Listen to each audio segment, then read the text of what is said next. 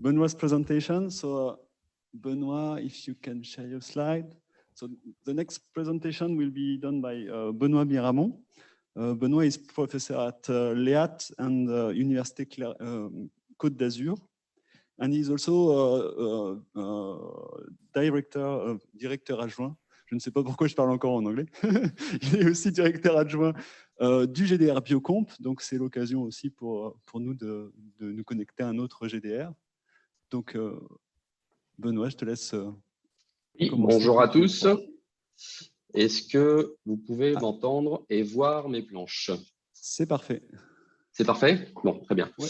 Donc, merci beaucoup pour l'invitation. Je suis également très content de découvrir le programme ce matin. Je vois qu'on a 4 présentations qui sont très complémentaires, ce qui va me permettre de gagner du temps et de ne pas représenter toute la partie contexte et justification sur la partie IA embarquée, les problématiques énergétiques. Donc, effectivement, je suis professeur à l'Université Côte d'Azur. Le laboratoire est à Sophia Antipolis. Vous avez mon adresse mail qui apparaît ici. J'ai fait le choix d'avoir un double intitulé, en anglais et l'autre en français. Pareil pour les planches, je ferai ma présentation en français, mais l'écriture sur les planches sera en anglais pour permettre aussi au public non francophone de suivre mes explications. Donc, l'IA embarquée est effectivement le nouveau défi scientifique, technique et économique actuel. Donc, il semble clair qu'aujourd'hui, la France et l'Europe ont perdu la bataille du deep learning.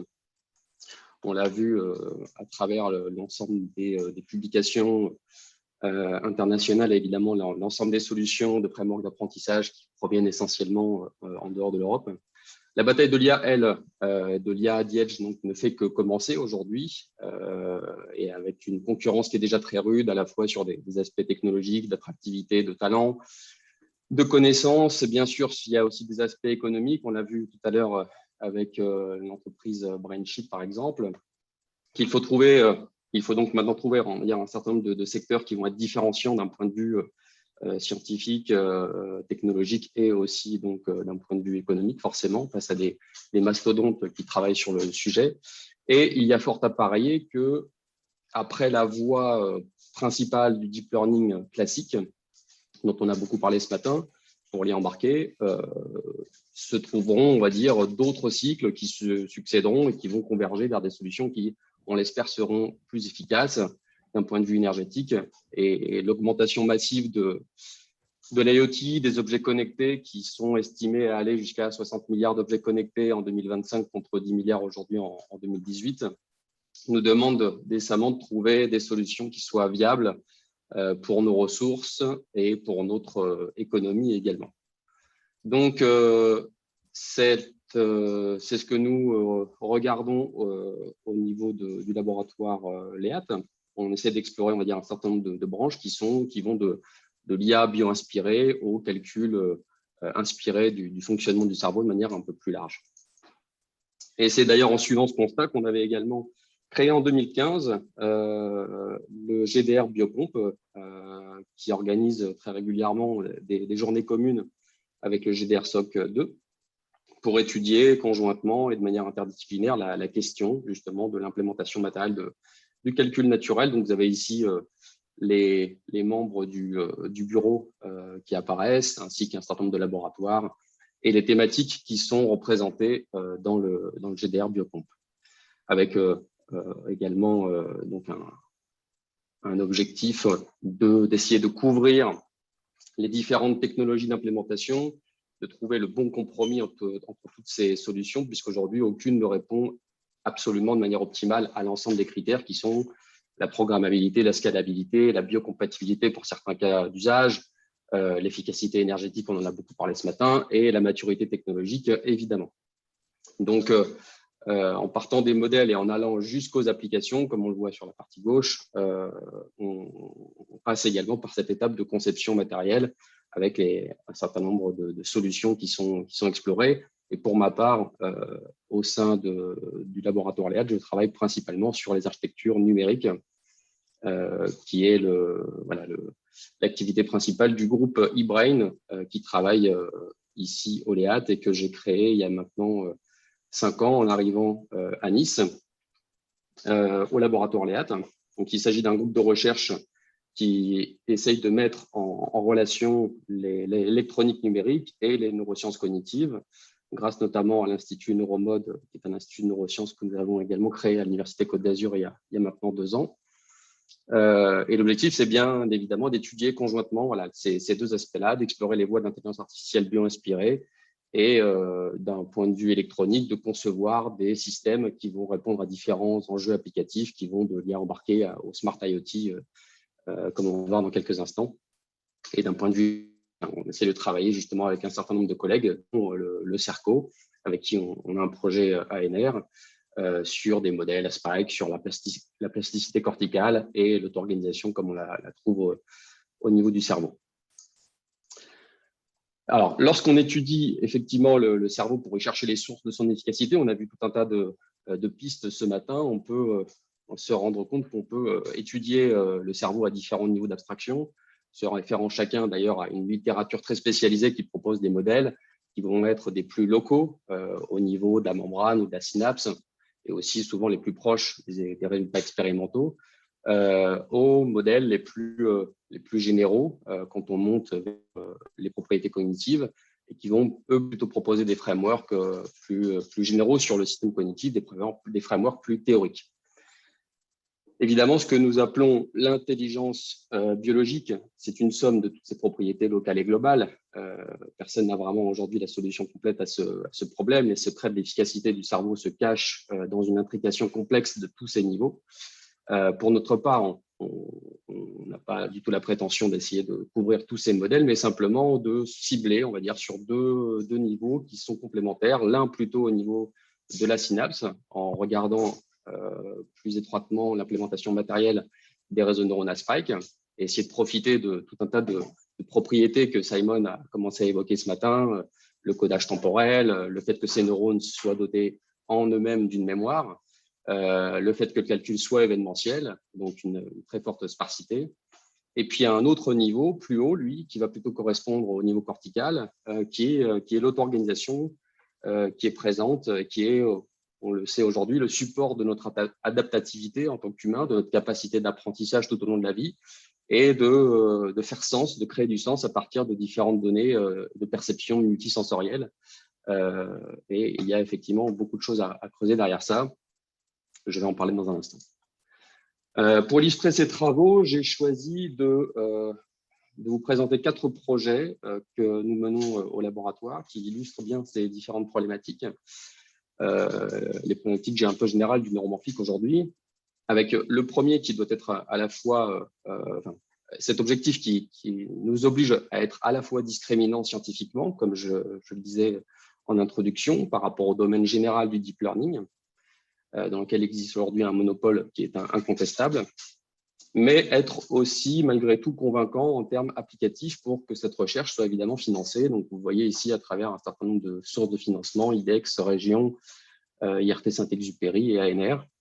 Le premier projet MicroAI s'intéresse à l'intégration d'IA classique sur microcontrôleurs pour des applications de type wearable, et il fournit les briques indispensables de quantification, de compression de réseau qui vont être nécessaires pour les autres projets, mais également fournir une référence, c'est-à-dire savoir réellement quelle est la référence en termes de consommation en dehors des GPU qui sont trop souvent utilisés comme la référence absolue, alors qu'on peut effectivement faire de l'IA pour un bien moindre coût sur ce type de plateforme. Le deuxième projet, SIAR, s'intéresse lui à confronter les réseaux CNN au réseau neuronal Spike, donc les SNN, pour des applications critiques comme dans le domaine du spatial. Le troisième projet DeepSea, et donc c'est le projet ANR que nous avons en commun avec Timothée Masquelier au CERCO, un collègue de Simon Thorpe, prolonge l'étude de l'événementiel en associant calcul et capteurs event-based. Ici, l'étude est validée dans le domaine automobile. Et le dernier, que je n'aurai malheureusement, je pense, pas le temps de présenter, est plus prospectif en ajoutant à ses préoccupations celle de l'apprentissage non supervisé, multimodal, pour des contextes applicatifs qui sont liés à la robotique autonome. Donc, on en a parlé ce matin, l'approche IA à the edge vient ici s'opposer à l'IA dans le cloud. où les données brutes sont directement remontées au niveau d'un serveur très coûteux et d'une infrastructure de communication complexe et également, elle, très, très coûteuse en communication. L'IA Edge, elle va chercher plutôt à rapprocher la partie calcul des capteurs et, dans un premier temps au moins, uniquement y faire l'inférence sur le device, ce qui est illustré ici avec des problèmes de classification que l'on ferait directement sur le dispositif embarqué et qui sont traités dans les 4 projets que j'ai mentionnés tout à l'heure. Donc, je sépare ici volontairement, pour faire le lien justement avec les 4 projets, la partie capteur, la phase d'extraction de caractéristiques et finalement le classifieur, le tout étant déployé ensuite sur une cible embarquée. Et on pourra différencier ces étapes classiques en deep learning avec celles que l'on ferait avec une approche event-based, dans laquelle, évidemment, il faut remanier chacune de ces étapes, c'est-à-dire le capteur, l'extraction de caractéristiques, le classifieur et même le hardware qui doit supporter un calcul événementiel, ce qu'on appellera donc une architecture neuromorphique. Donc, les différentes déclinaisons de cette chaîne de prédiction que je viens de présenter à The Edge se résument ici, avec, dans le premier projet, le fait que nous traitions uniquement des données frame-based, donc basées à échantillons, au niveau du sensor, donc au niveau de la partie extraction de caractéristiques et la partie classifieur. Alors que dans le second projet, en fait, on essaye de voir le passage de ces phases de prédiction avec une implémentation event-based, qui supporte justement cette sparsité dans la représentation des données. Dans le troisième projet, on y ajoute également le capteur, qui lui aussi va devenir event-based, donc ce qui remet en cause forcément l'apprentissage du réseau qui était utilisé dans le deuxième projet. Et enfin, dans le projet SOMA, où nous traitons ici plusieurs types de capteurs, puisque l'objectif est d'aller vers la multimodalité. Et donc, ces capteurs peuvent être à la fois event-based ou ou frame-based. Et la question est plus de centrer sur la question de l'apprentissage non supervisé.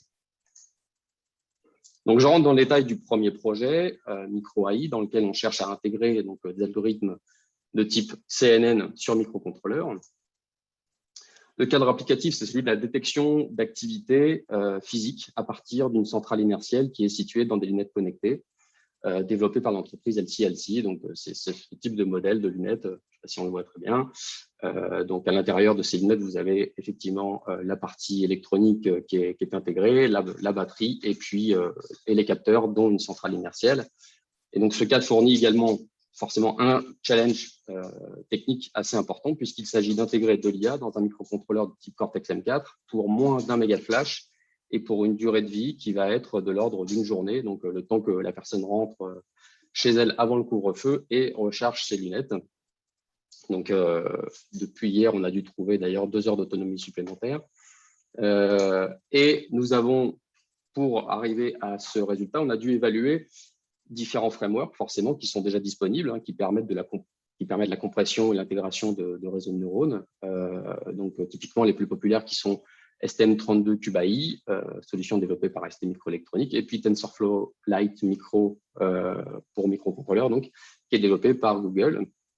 Donc, ces 2 frameworks sont très intéressants, très efficaces, mais malgré tout limités par certains aspects qui sont liés à leurs objectifs commerciaux. Le premier, STM32Cube.AI, importe des réseaux provenant de plusieurs types de frameworks, mais ne cible forcément que des microcontrôleurs de type de chez ST Micro.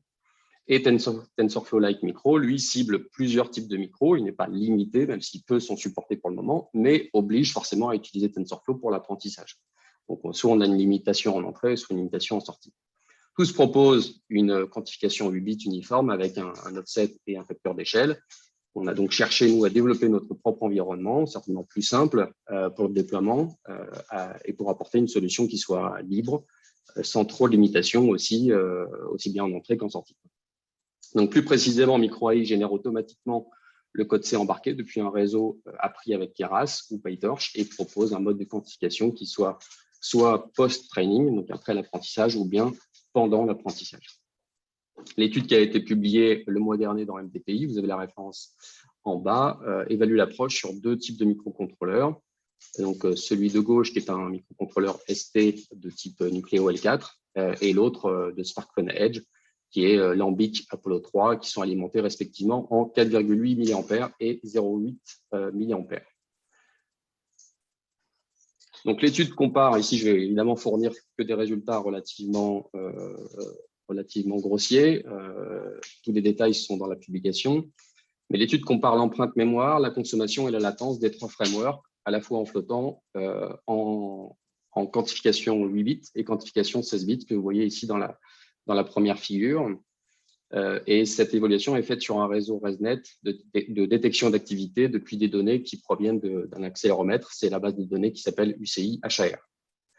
Donc, TensorFlow Lite Micro est évalué sur Micro SparkFun Edge, vous l'avez compris, ST Micro est évalué sur Nucleo et Micro AI sur les 2 microcontrôleurs. C'est pour cette raison que lorsque vous voyez Micro AI, il y a 2 entrées dans chaque couleur, puisqu'il y a les 2 microcontrôleurs dans notre cas.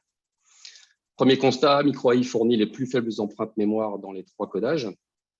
Ceci est dû à la plus grande simplicité de nos bibliothèques C qui sont embarquées sur le microcontrôleur et qui sont dédiées à nos applications. On ne rajoute aucune librairie généraliste inutile et le code est relativement simple dans ce cas-là. Si on regarde maintenant le temps d'inférence, en revanche, Micro AI est moins performant que ses concurrents, surtout en codage 8 bits, comme vous le voyez à droite. Les deux étoiles montrent nos solutions en bleu clair.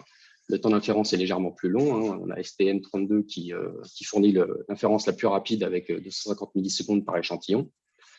TensorFlow Lite Micro avec une inférence de 600 millisecondes et Micro AI avec quelque chose autour de un peu plus d'une seconde, qui reste malgré tout à fait temps réel, puisque les échantillons sont des échantillons de 1,28 secondes dans ce cas d'application. Et cette plus forte latence, dans notre cas, elle s'explique par le fait que pour l'instant, on n'a absolument pas fourni d'optimisation sur le code C, donc il nous reste encore à rajouter des instructions, l'utilisation d'instructions dédiées pour améliorer les performances, comme c'est le cas de nos concurrents. Et enfin, concernant l'énergie, donc c'est le 3e critère, toutes les solutions fonctionnent à moins de 7 microwattheures, ce qui est tout à fait remarquable. Et il faut bien noter ce type de consommation énergétique, puisqu'elles sont très différentes de ce qu'on trouve évidemment sur un GPU. La cible a ici clairement une influence entre les deux, en tout cas. Le micro Ambiq Apollo 3 montre une bien meilleure efficacité que le Nucleo L4. En 8, par exemple, Micro AI n'est pas aussi efficace que ses concurrents, ce qui s'explique par le fait que son temps d'inférence soit légèrement plus long, comme je l'ai expliqué précédemment. Cependant, on notera ici que le passage en 16 bits, donc de la couleur bleue à la couleur marron, ne rajoute pas de consommation supplémentaire et on va pouvoir tirer profit de cette étape, de cette propriété dans l'étape suivante pour regarder, on va dire, la qualité de la prédiction. C'est ce qu'on voit donc ici. On l'a fait sur plusieurs datasets. Je n'ai pas le temps de tous les présenter ici, des datasets 1D ou 2D. Donc ici, je ne présente que les résultats sur UCI HR, parce que c'est ce qui fait sens avec l'application sur les lunettes connectées. Donc on voit ici 3 courbes qui montrent l'évolution de l'accuracy en fonction de l'empreinte mémoire et donc du nombre de paramètres dans le réseau. Donc en bleu, c'est l'implémentation en flottant pour un certain nombre croissant également de filtres dans le réseau ResNet, donc de 16 jusqu'à 80. On voit nettement la chute d'accuracy lorsqu'on passe soit en 8 bits en orange. C'est typiquement dans ce cas de figure que l'on constate une baisse d'accuracy. Par contre, le codage qui est en 16 bits, donc que l'on voit apparaître ici en couleur verte, propose un compromis finalement et permet de ne pas perdre en accuracy tout en divisant l'empreinte mémoire par 2, ce qui est déjà intéressant. Et cela nous permet évidemment aujourd'hui de pouvoir faire des inférences sur ce type de données pour moins de 5 microwattheures et moins de 200 kilooctets flash, ce qui donne clairement une référence à battre pour les modèles bio-inspirés qui vont suivre, que nous développons. Et en tout cas, ça nous sert maintenant de nouvelles références comparées à ce qu'on utilisait avant, de manière, sans trop rentrer dans le détail sur ce que fournissaient les GPU type Jetson. Donc ici, je pense que c'est bon nombre d'applications utilisées dans les publications scientifiques pourraient sans peine tourner sur ce type de cible et donc changer le référentiel du trop classique GPU. Alors ce framework, il est en cours de dépôt, il sera prochainement téléchargeable sur le lien qui apparaît ici. On vient de finir la publication, donc il y a encore quelques ajustements à faire, mais il sera très prochainement disponible, ainsi d'ailleurs que la plateforme que vous voyez ici, que nous utilisons à la fois en recherche et en enseignement, que nous avons développé au LEAT, qui dispose de plusieurs types de capteurs, type accéléromètre, capteur de température, et autres, et qui permet de faire des projets d'étudiants également en enseignement et d'associer, on va dire, la partie apprentissage, déploiement avec une plateforme qui puisse supporter justement ce type de réseau. Donc, elle est aussi elle est ouverte, cette plateforme, et elle est commandable à prix coûtant si certains académiques sont intéressés par ce type de boîtier, donc, qui est aussi étanche et qui permet donc de faire des cours à la fois sur la partie embarquée et sur la partie IA. Je passe sur la deuxième projet. On va donc rentrer plus spécifiquement dans les réseaux neuronal spike, puisque la question qui nous intéresse beaucoup au laboratoire, c'est vraiment de fournir une comparaison quantifiée et de ne pas rester uniquement sur des a priori où on suppose que les SNN sont plus efficaces, mais sans avoir réellement jamais chiffré la comparaison entre les deux. Donc, le cadre applicatif ici est très différent du premier, mais le principe reste le même que précédemment, c'est-à-dire qu'on veut gagner en consommation en réduisant les communications entre le device et un serveur. Donc là, le serveur, il est au sol, le device, il est dans l'espace. Et dans le cas spatial, cela s'accompagne ici de contraintes supplémentaires qui sont liées aux plages de communication qui sont limitées en fonction des orbites du satellite, aux dissipations thermiques dans le vide et aux tolérances aux fautes qui sont liées à ces environnements extrêmes. Donc, l'idée ici est de faire la classification de l'image directement dans le satellite et de ne renvoyer que des données qui sont pertinentes, donc ici, par exemple, des données de nuages. L'expérimentation qui est actuellement à bord du nanosatellite OPSAT, qui a été lancé en décembre 2019 par Soyuz, depuis Kourou, consiste à déployer donc des réseaux CNN et leur équivalent à Spike sur FPGA et de les confronter. Donc ici, ce sont des FPGA Cyclone 5, SOC. Et je rappelle que dans les SNN, comme l'a expliqué parfaitement Simon juste avant moi, le codage de l'information au niveau synaptique, donc par exemple ici d'un pixel, va être fait par un train d'impulsion, un potentiel d'action si on est dans le cas rate coding, ou bien un seul spike si on est plutôt sur des modèles time coding. L'information ici est donc codée soit de manière fréquentielle, soit de manière temporelle, et avec certains facteurs comparatifs en termes d'efficacité et de performance en termes d'accuracy.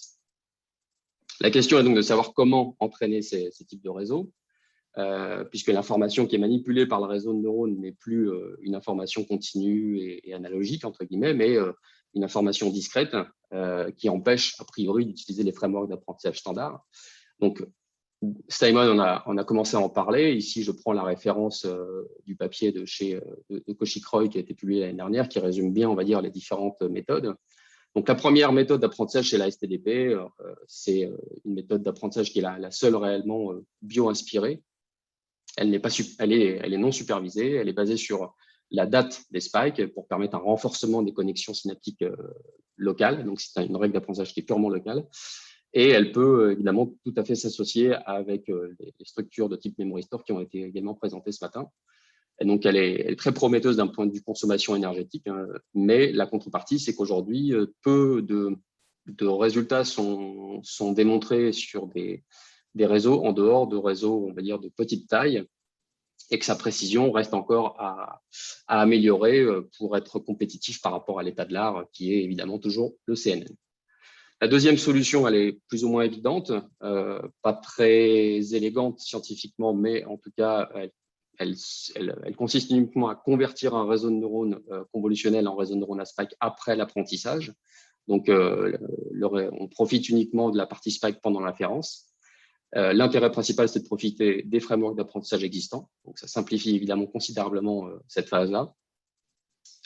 Mais c'est généralement au coût d'une latence au niveau de l'inférence supplémentaire, car l'entraînement, évidemment, ne tient pas compte de la spécificité des spikes et de la date d'émission des spikes. Donc, c'est la troisième solution qui est certainement la plus intéressante aujourd'hui, qui offre le meilleur compromis, puisque elle permet d'appliquer une rétropropagation du gradient directement sur le réseau de neurones à spike en utilisant deux fonctions d'activation différentes, l'une pour la passe forward et l'autre pour la passe backward, pour permettre simplement d'utiliser cette méthode sur une fonction d'activation qui, à la base, n'était pas différentielle. Donc, nous étudions les deux dernières solutions dans le cadre de ce projet, mais pour l'instant, nous n'avons publié que le résultat sur la méthode de conversion.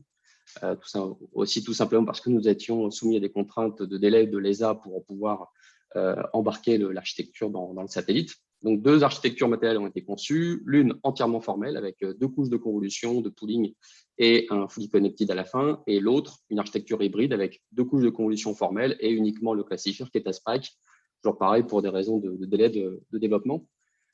Donc, les 2 réseaux atteignent approximativement la même performance avec respectivement 88 et 87% d'accuracy sur la base d'images satellites pour la détection de nuages. Mais l'architecture hybride, comme on le voit ici dans le tableau, bien que n'ayant qu'une seule couche à Spike, ici on est bien en train de parler d'une seule couche à Spike, elle permet déjà d'économiser 12% des ressources du FPGA et de gagner 4% de puissance, avec en revanche une augmentation non négligeable de la latence en passant de 25 à 43 microsecondes pour l'inférence. Donc on voit ici les limites de l'apprentissage par conversion. Forcément, nous travaillons actuellement justement à confronter les 2 méthodes, notamment en utilisant une nouvelle architecture sur FPGA, une architecture Spike convolutionnelle sur FPGA qui s'appelle Split, qui permettra évidemment d'avoir une comparaison beaucoup plus complète.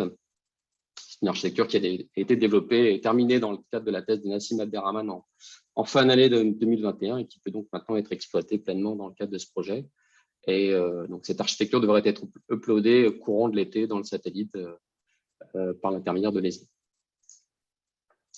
J'en arrive au 3e projet qui est où la question est finalement maintenant de rajouter un capteur à Spike pour profiter complètement d'une entrée qui est déjà une donnée événementielle. Donc, c'est un projet ANR porté par le LEAT. Et ici, voilà, donc, le cadre applicatif va être plutôt le cadre du véhicule autonome. En effet, ici, donc, on utilise une caméra event-based en amont donc, de l'architecture précédente, qui est un capteur qui est véritablement très intéressant, qui offre des propriétés assez remarquables, puisque chaque pixel photorécepteur est indépendant des autres et permet de capturer le différentiel entre 2 instants consécutifs qui sont de l'échelle de la microseconde. Donc, ça fait que le capteur permet de capturer le mouvement et est beaucoup moins sensible à des questions de luminosité, de changement de luminosité, comme on le voit ici sur cette illustration. Et dans le cas d'un différentiel, évidemment, la caméra envoie non pas une frame complète, mais uniquement l'adresse du pixel qui a changé. Cette information, elle est considérée donc comme un événement et permet de réduire drastiquement la bande passante en sortie de la caméra en permettant d'aller jusqu'à 10 000 fois moins de données et atteindre un débit qui serait équivalent à 10 000 frames par seconde, même s'il n'y a plus de notion de frame, évidemment, dans ce cas précis.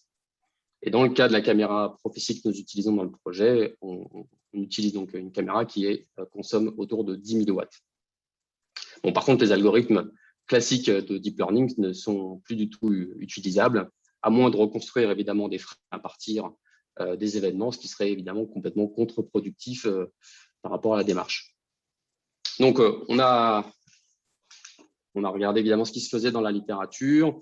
Il y a déjà beaucoup de travaux, de publications qui ont proposé des modèles travaillant directement sur les données événementielles. Mais comme je vous le disais, soit en fait, ils reconstruisent des frames, soit ils travaillent sur des réseaux de neurones qui ne sont pas des réseaux de neurones à Spike, donc qui ne profitent pas justement de ce codage événementiel de bout en bout. Donc, notre contribution ici, dans ce papier, qui sera d'ailleurs publié dans mois à la conférence IJCNN, a été de proposer une alternative ou une modification des réseaux de neurones existants, de la méthode proposée par exemple par Nefti en 2019 sur le surrogate gradient learning, en intégrant cette fois-ci un traitement par fenêtre temporelle des spikes qui sont reçus par le réseau.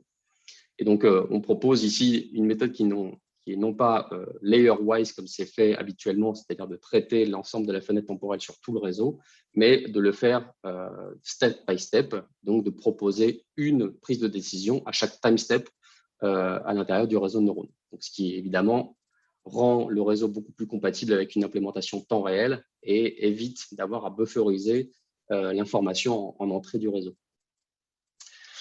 C'est ce qu'on voit d'ailleurs ici sur l'inférence qui peut être faite à différentes dates et permettre de monter en accuracy au fur et à mesure que l'on intègre de l'information dans le temps, jusqu'à ici par exemple un maximum qui est atteint autour de de 2,3 millisecondes. L'algorithme complet est disponible dans la publication. Alors, ce qui est intéressant, c'est qu'on peut donc évidemment faire l'étude sur des datasets existants, comme par exemple DVS 128 Gesture, qui est lié à une caméra DVS de résolution 128 par 128.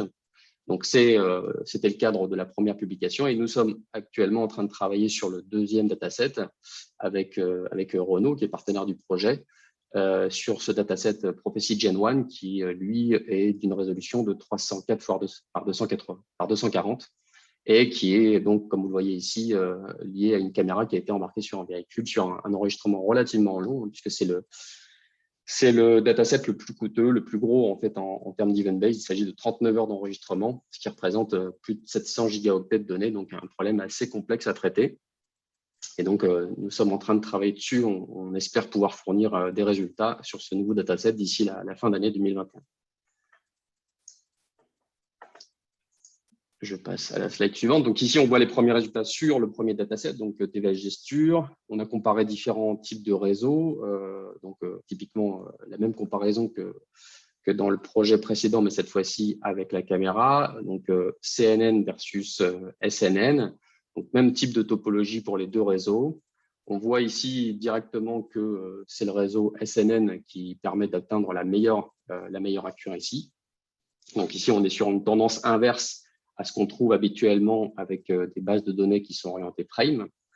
Le temps d'inférence est un peu plus long, tout simplement parce que les frameworks à spikes sont moins matures encore aujourd'hui, et qu'ici, on a une dimension temporelle supplémentaire. Mais on a déjà ce résultat qui est assez intéressant avec 92% d'accuracy sur le dataset. Ce qui est rajouté ici entre chaque solution CNN et SNN et leur équivalent sparse, c'est le fait d'utiliser des convolutions sparses, donc une bibliothèque qui profite complètement, on va dire, de la sparsité dans les réseaux. Et ça se confirme effectivement dans les résultats qui apparaissent dans le tableau du bas ici, avec une évaluation de la sparsité de chacune des solutions.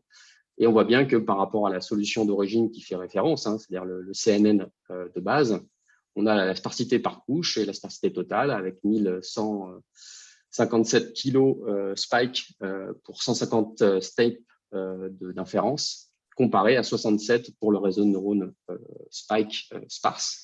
Donc, ce qui permet une réduction, on va dire, d'un facteur 17 du nombre d'activités dans le réseau. Et si vous disposez évidemment d'une architecture événementielle, donc neuromorphique, évidemment, vous pouvez profiter de cette réduction. Et ici, on va donc tomber à 450 spikes par time step, ce qui est assez limité. Bon, je n'aurai pas le temps de traiter évidemment le dernier projet qui adresse la question de l'apprentissage non supervisé de données multimodales. C'est ici globalement une autre histoire. C'est un autre projet ANR qui va arriver sur sa fin cette année. Mais je vous ai mis ici le lien vers deux publications que nous avons fait avec les acteurs du projet et qui résument un petit peu de manière très succincte les détails du projet. Vous y trouverez d'ailleurs d'autres publications très intéressantes dans cette édition spéciale intitulée Brain Inspired Computing de chez RC News, qui sont une collection de petits articles relativement faciles à lire. J'en arrive donc à la conclusion de cet exposé. J'espère avoir démontré que l'avantage du SNN provient de la nature événementielle du traitement. Il fournit des résultats qui sont tout à fait prometteurs. Aujourd'hui, en termes d'efficacité énergétique dans le domaine du traitement d'image et du signal pour l'IA embarqué, ce sont des chiffres qui n'étaient finalement assez peu publiés jusqu'à présent, d'avoir une confrontation fair et réelle entre les deux approches. Bon, sauf qu'évidemment, cette efficacité, elle dépend clairement de la sparsité des données d'entrée. Ça, on l'a bien observé, du mode de codage, comme l'a expliqué Simon tout à l'heure, et de la disponibilité d'un matériel qui est spécifique, qui va évidemment pouvoir supporter cette nature de calcul et cette nature de données. Donc, tout d'abord, il s'agit d'un domaine de recherche qui est quand même assez récent comparé à la masse de laboratoires et d'entreprises qui travaillent dans le domaine du deep learning standard. Et donc, ça, c'est forcément une limitation parce que les frameworks qui sont associés sont, pour l'instant, encore ne sont pas au même stade de maturité que les frameworks habituels.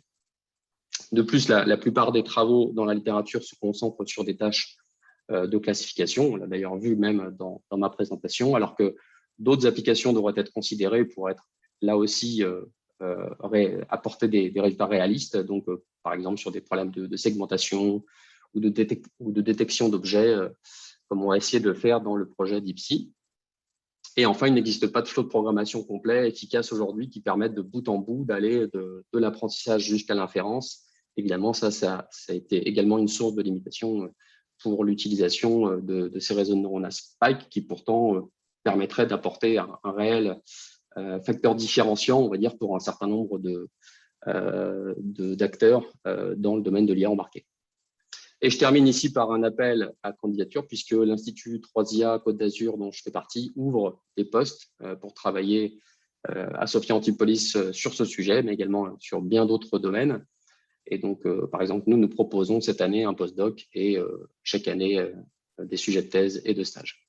Voilà, je vous remercie pour votre attention. Je termine en citant mes collègues sans qui tous ces travaux, tous ces résultats n'auraient pas été possibles. Et je reste à votre disposition pour vos questions. Merci Benoît.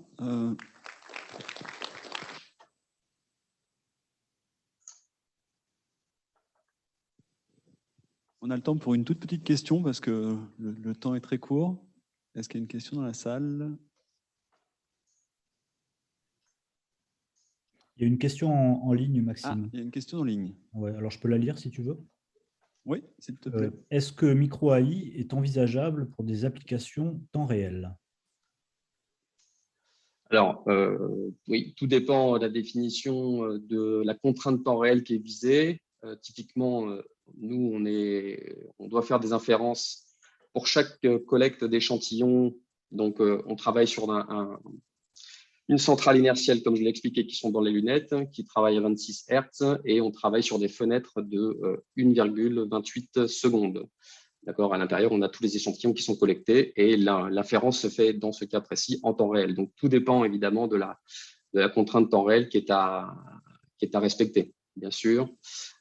Et donc, tout dépend aussi du réseau qui est à traiter, puisque nous, on travaille ici sur des séries temporelles et non pas sur des échantillons instantanés.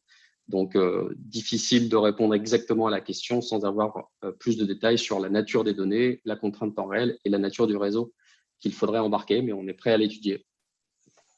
Ok, mais dans tous les cas, tu as une borne max au temps de calcul, donc ce qui suggère que tu peux faire du temps réel. Bien sûr, bien sûr. Donc, merci. Une question, oui. Merci encore à Benoît et à Simon et à Gilles Sassatelli, donc, qui est là à distance et qui a organisé cette session. Donc, on va arrêter là avec les sessions. On a un quart d'heure de retard, même peut-être 20 minutes. Ce qu'on va faire, c'est qu'on va essayer de maintenir